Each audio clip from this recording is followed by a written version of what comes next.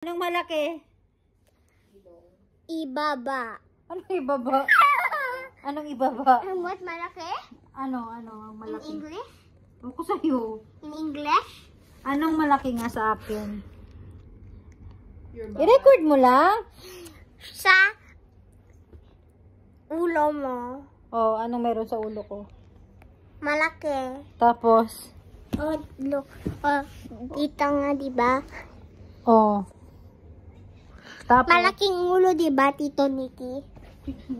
Wala ka naman kausap eh. Nire-record mo lang tayo. Dalawa. Malaking ulo, diba? Paulit-ulit Tito na yung sinasabi Nikki? niya.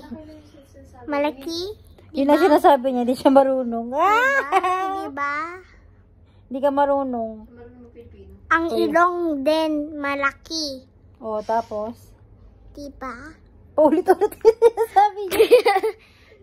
Oh, tapos? Oh, tapos? Mag-conversation pa kasi. Malaki din.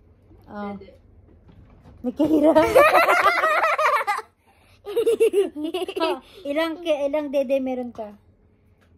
1,000. No, hindi. Yung sabi mo kanina. Binilang mo, di ba? 7. 7 yung dede niya. Kasi, ano yung pork siya. Abs na 7. Wi-Fi just, Hindi Wi-Fi ka, keeps on dying. di ba, nagtotok ng Pilipino? Hindi ka nagtutok ng Pilipino. When you're Taglish and you have no knowledge about Filipino at all, and then you're more fluent in English, and then you can't even speak. Kasi gusto ko maging Canada. Kasi magpupunta. You want to be Canada? Canadian. Canada. Canada is a country. Hindi!